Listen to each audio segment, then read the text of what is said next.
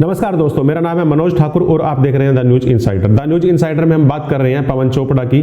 जुंडला अनाज मंडी के सचिव पवन चोपड़ा को आखिरकार पुलिस ने गिरफ्तार कर लिया, लेकिन गिरफ्तारी के बाद बहुत ही रहस्यमय तरीके से पुलिस ने अब उन्हें न्यायिक हिरासत में भेज दिया है। उनकी 4 दिन का पुलिस ने रिमांड लिया, लेकिन रिमांड में ऐसा कुछ पुलिस उगलवा नहीं पाई जिससे इस केस की जांच को दिशा और दशा मिल सके। ऐसा कोई ठोस सबूत पुलिस के हाथ नहीं लगा जिससे पवन चोपड़ा को अदालत में सख्त से सख्त सजा मिल सके। ऐसे में सवाल यह पैदा हो रहा है कि आखिर क्यों जांच टीम ने पवन चोपड़ा को न्यायिक हिरासत में भिजवाया, क्यों नहीं उसका आगे रिमांड लिया गया। इस केस में शुरू से ही जांच पर सवाल उठ रहे हैं और यह सवाल उस वक्त उठने और ज्यादा मौजूद हो जाते हैं कि जब यह केस कोई साधारण केस नहीं है, बल्कि इसे सीएम की फ्लाइंग टीम ने उजागर किया था। और यह गड़बड़ी कितनी बड़ी है, इस बात का अंदाजा हम इस बात से लगा सकते हैं कि कम से कम 12 करोड़ 70 लाख रुपए के धान की खरीद में गड़बड़ी का यह मामला है। यह कोई साधारण मामला नहीं है, बल्कि यह साबित कर रहा है कि करनाल में फूड माफिया कितना हावी है, उसकी जड़ें कितनी गहरी हैं। तो ऐसे में सवाल यह भी पैदा हो रहा है कि आखिर क्यों पुलिस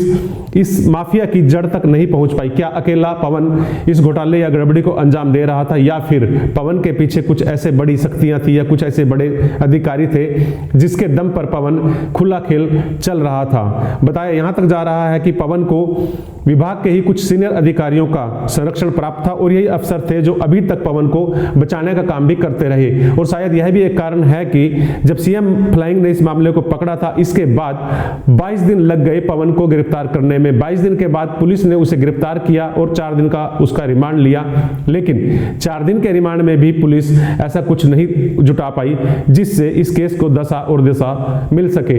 कहना नहीं होगा कि इसी तरह का एक केस पिछले दिनों करनाल की अनाज मंडी में भी सामने आया था और यह गड़बड़ी तब के एसडीएम ने पकड़ी थी। आरोप लगे थे सुंदर कंबोज पर, लेकिन सुंदर कंबोज भी बहुत ही रहस्यमय तरीके से अदालत से बरी हो जाते हैं और एक बार फिर करनाल की अनाज मंडी में सचिव के पद पर कार्यरत हैं। तो क्या पवन चोपड़ा को भी इस केस में अब इसी तरह से क्लीन चिट मिल जाएगी? कम से कम जिस तरह से जांच चल रही है उससे इस बात का अंदेशा हो रहा है कि पवन चोपड़ा भी देर सवेर कोर्ट से क्लीन चिट ले आएंगे, क्योंकि पुलिस ने इस केस की जांच बहुत ही कैजुअल तरीके से की है। लेकिन पुलिस की जांच टीम यह नहीं समझ पाई कि यह करप्शन, भ्रष्टाचार या ठगी का बहुत साधारण मामला नहीं है, बल्कि यह फूड माफिया की ऐसी करतूत है जिसकी जड़ें काफी गहरी हैं।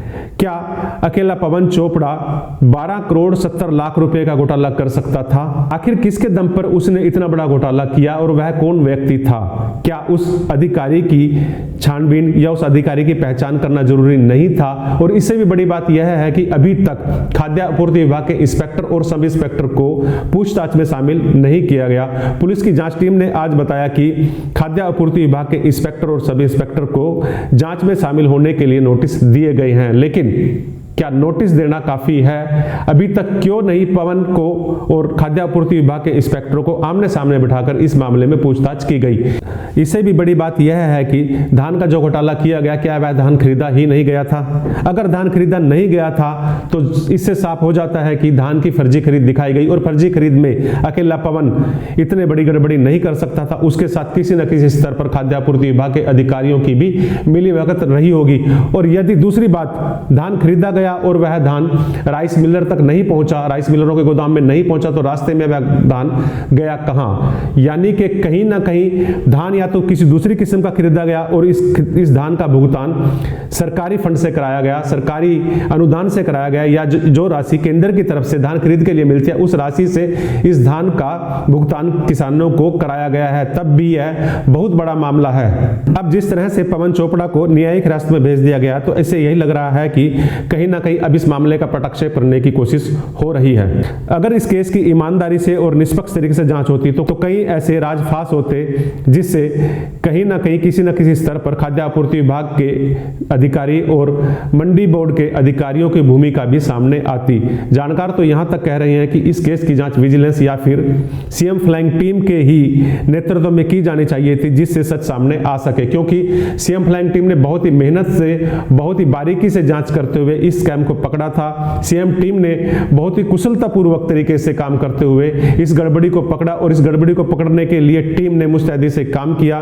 टीम ने लगातार निगरानी की, लगातार कागजों की छानबीन की और उसके बाद ही इस गड़बड़ी को टीम पकड़ पाई थी। अब यदि पुलिस की जांच टीम ठोस तथ्य और ठोस सबूत नहीं जुटा पाई तो सीएम फ्लाइंग टीम की सारी मेहनत बेकार जा सकती है।